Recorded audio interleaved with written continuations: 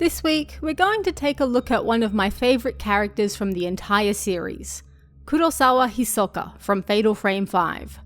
I'd also like to dedicate this video to Tanaka Atsuko, who sadly passed away just over a year ago now, and was my all-time favourite voice actress. Thank you for all of your work over the years. We were blessed by your presence and absolutely godly repository of works left behind. 1. Hisoka is 23 in Fatal Frame 5, which means she was born in 1983. When Miku was exploring the Himuro mansion, Hisoka was only 3 years old. 2. Hisoka is also one of the tallest women in the series, coming in at 168 centimeters.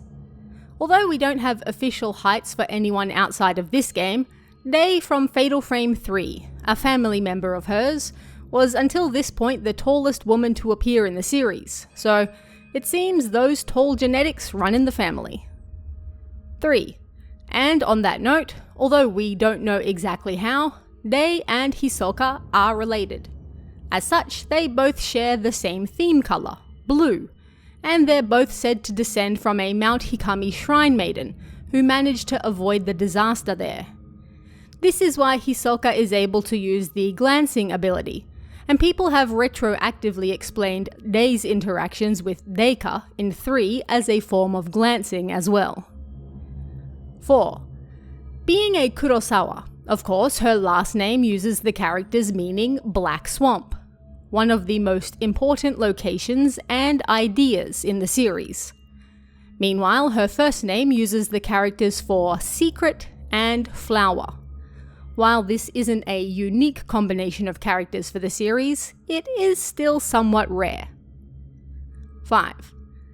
And as I mentioned earlier, Hisoka was voiced by Tanaka Atsuko, my favourite voice actress ever. You probably know her from pretty much everything ever made, but by far her most popular role was Motoko in Ghost in the Shell. And I'm not kidding, her list of works is so big it has its own page in Wikipedia. You can scroll that bad boy for days. Sadly, she passed away last year. 6. In English, Hisoka is voiced by Elena Sorrell.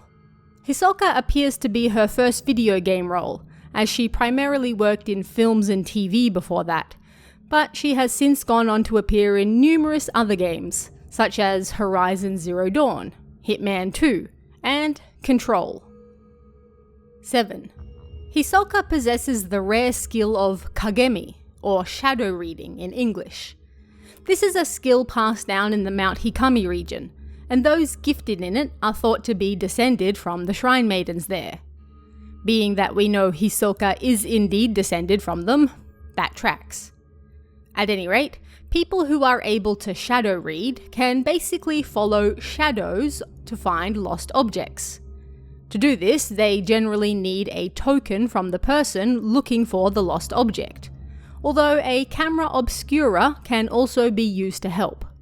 We're told Hisoka learnt this from an older woman she knew, but who that is never named.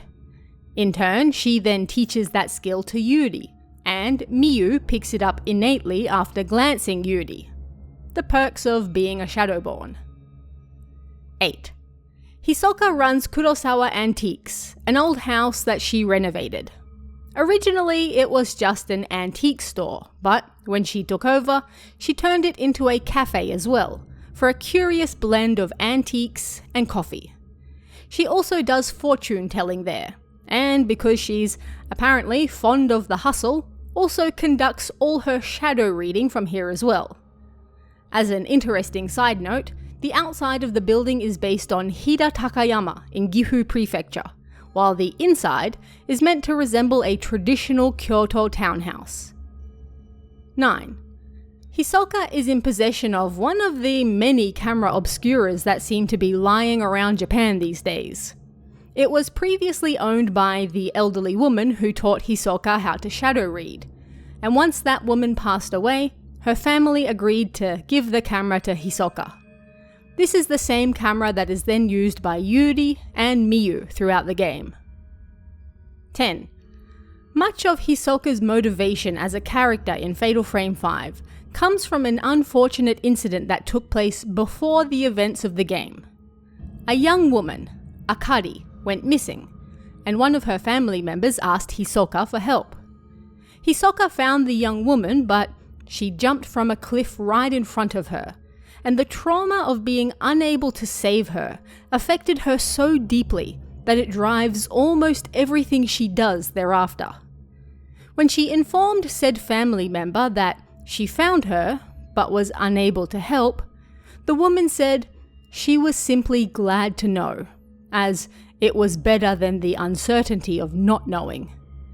In her diary, Hisoka tells us, "After that call, I cried so much I thought I might die. She slipped through my fingers.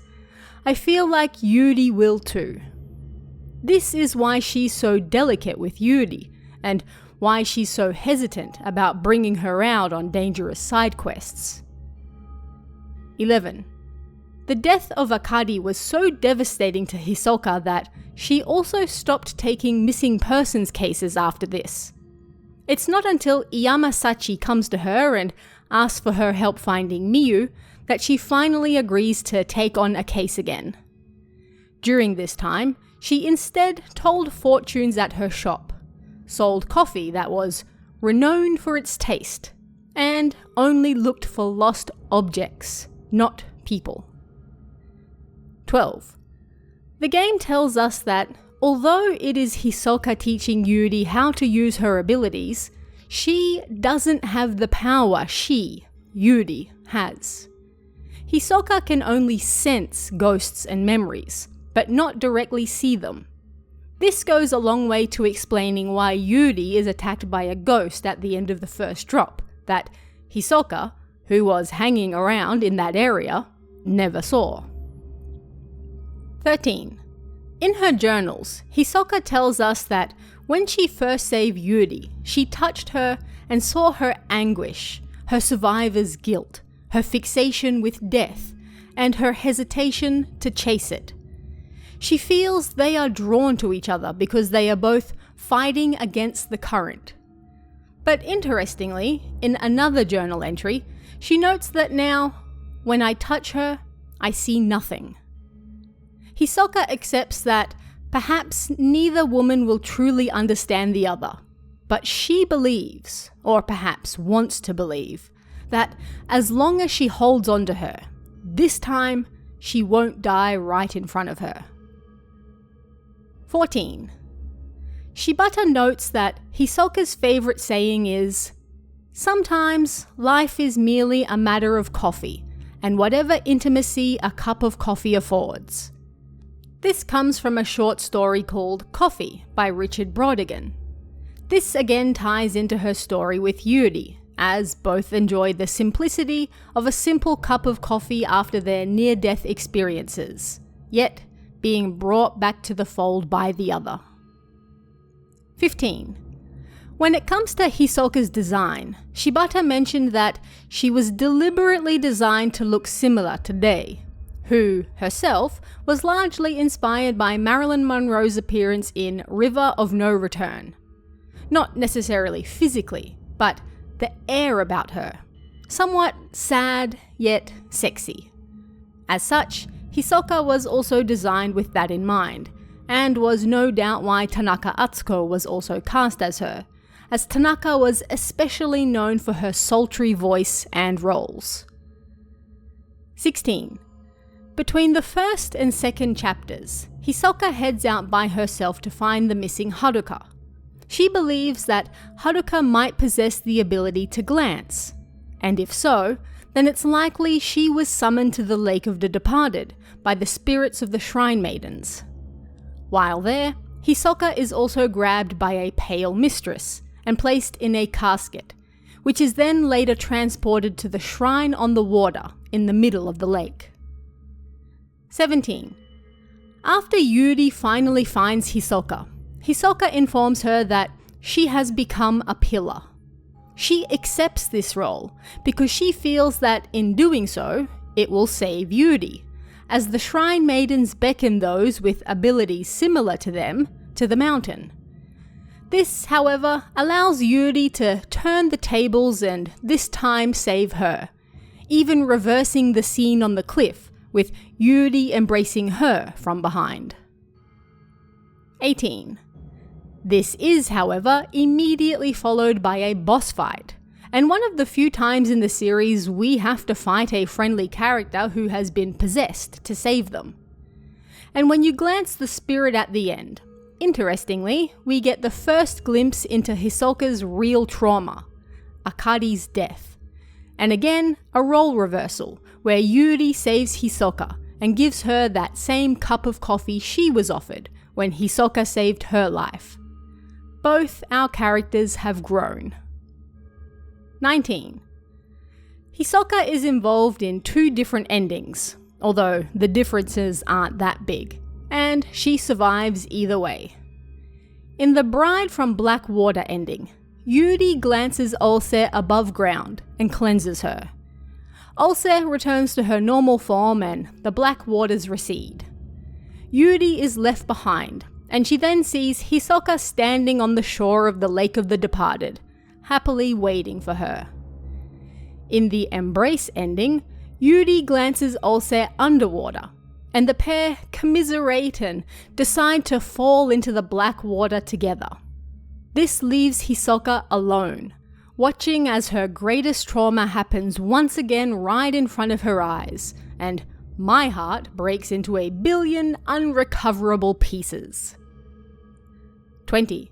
And finally, Hisoka was going to be one of the main characters in one of the 4 games that were under consideration, before most of them merged into Fatal Frame 5 as we know it today.